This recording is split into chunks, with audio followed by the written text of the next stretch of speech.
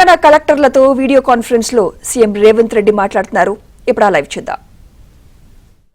మనుషులు చనిపోయినా వాళ్ళకి నష్టపరిహారం ఏ విధంగా ఉండాలి, వాళ్ళకి ఏదైనా సాయం చేయాలంటే కూడా ఎఫ్ఐఆర్ చేయాలా.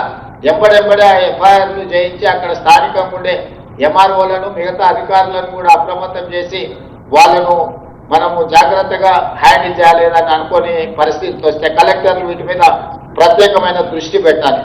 అదేవిధంగా వర్షాలు వచ్చినప్పుడే వర్షాలతో పాటు సీజనల్ డిసీజెస్ అంటు రోగాలు ముఖ్యంగా అటవీ ప్రాంతంలో ఆదిలాబాదు, ఖమ్మం, భద్రాచలం, ఐటీడీఏ ప్రాంతాలలో ఉండే గిరిజనులు ప్రధానంగా ఈ అంటువ్యాధులకు బారిన పడుతున్నారు. వాళ్ళకు రవాణా సౌకర్యాలు లేకపోవడం, రవాణా సౌకర్యాలు ఉన్న వైద్య సహకారం సరిగ్గా అందకపోవడం వల్ల ఈరోజు దీనికి సంబంధించి కూడా చాలా సమస్యలు వస్తున్నాయి. వర్షాలు వచ్చినప్పుడు డెంగ్యూ కానీ, చికెన్ గున్యా కానీ, మలేరియా కానీ ఇవన్నీ దోమల వల్ల కలిగే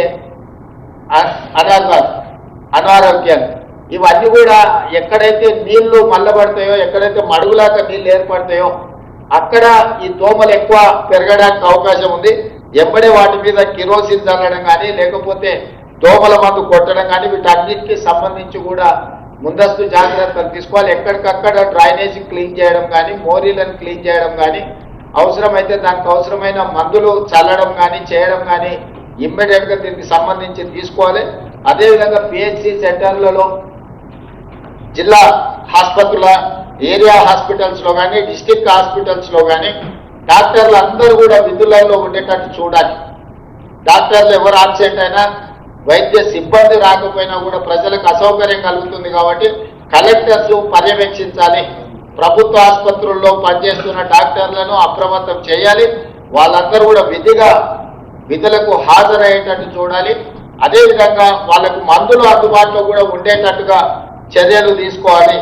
ఈ వైరల్ ఫీవర్స్ కూడా వచ్చే అవకాశం ఉంటుంది. దీనికి సంబంధించి కూడా మనం తీసుకోవాలి. అదే పశువులకు సంబంధించిన విషయాల్లో కూడా అప్రమత్తంగా ఉండుకుంటూ వాటిని కూడా మనము ఎక్కడికక్కడ వాటి పశువులకు కూడా ఇబ్బంది రాకుండా అక్కడ కింది స్థాయిలో ఉండే వెటర్నరీ డిపార్ట్మెంట్స్ని కూడా అప్రమత్తం చేసి దానికి సంబంధించిన చర్యలు కూడా తీసుకోవాలి. వెటర్నరీ డాక్టర్లు అందరినీ కూడా మనం పూర్తిగా అందుబాటులోకి ఉండాలి.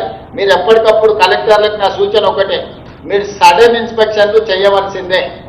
ప్రైమరీ హెల్త్ సెంటర్స్ కానీ, ఏరియా హెల్త్ సెంటర్స్ కానీ, డిస్ట్రిక్ట్ హాస్పిటల్స్ కానీ మీరు కలెక్టర్లు విధిగా మీరు పర్యవేక్షించాలి. మీరు సడన్ ఇన్స్పెక్షన్స్ చేయాల్సిందే. వెటర్నరీకి సంబంధించిన దాంట్లో కూడా మీరు ప్రత్యేకంగా దృష్టి పెట్టాలి. మీకు ఏఎల్సీలు, అడిషనల్ కలెక్టర్స్, లోకల్ బాడీస్ కూడా ఉన్నారు. వాళ్ళందరూ కూడా ఫీల్డ్ మీదకి వెళ్ళాలి. ఐఏఎస్ ఆఫీసర్లు ఎవరున్నా జిల్లా పరిధిలో మీరు క్షేత్రస్థాయిలో ఆపే పర్యటనలకు, సడన్ ఇన్స్పెక్షన్లకు ఖచ్చితంగా వెళ్లాల్సిందే. సెకండ్ హాఫ్ అంతా ఆఫీస్లో కూర్చోండి.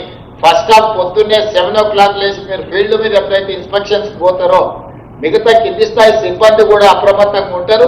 వాళ్ళందరూ కూడా జాగ్రత్త తీసుకుంటారు. వాళ్ళందరూ కూడా క్షేత్రస్థాయిలో పనిలో నిమగ్నం అవుతారు. కాబట్టి కలెక్టర్లకు నేను ఆదేశాలు ఇస్తున్నా, క్షేత్రస్థాయిలో మీరు ఖచ్చితంగా పర్యటనలకు వెళ్లాల్సిందే. ఆకస్మిక తనిఖీలు చేయాల్సిందే. మన పేషీ నుంచి కూడా సీఎంఓ నుండి అధికారులకు కూడా నేను ఆదేశాలు ఇస్తున్నా. మీరు ఖచ్చితంగా మీ ఒక్కొక్క అధికారికి 2 జిల్లాలు ఇచ్చిన జిల్లా కలెక్టర్లు ఏం చేస్తుందో నివేదిక తయారు చేసి నాకు దృష్టిలో పెట్టాలి. సీఎంఓ అధికారులను, సిఎస్ గారిని నేను ఆదేశాలు ఇస్తున్నా. ప్రతిరోజు కలెక్టర్ల యొక్క కార్యాచరణ 33 జిల్లాలకు సంబంధించిన కలెక్టర్లు ఆ రోజు మొత్తం ఏం చేసిందో నెక్స్ట్ డే పొద్దున నాకు రిపోర్ట్ పెట్టాలి. దాంతో ఏ కలెక్టర్ ఎక్కడ పోయిండు, ఏమైంది, ఏం సంగతి అనేది నాకు తెలుస్తుంది. కాబట్టి కలెక్టర్లను కూడా సిఎస్ గారిని, సీఎంఓ నుండి అధికారులను పర్యవేక్షించమని చెప్పి నేను స్పష్టంగా చెప్తున్నా.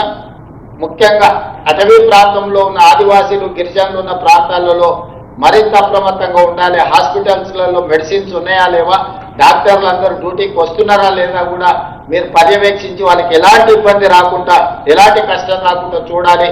ఏదైనా వస్తే తక్షణమే ప్రభుత్వం స్పందిస్తుంది.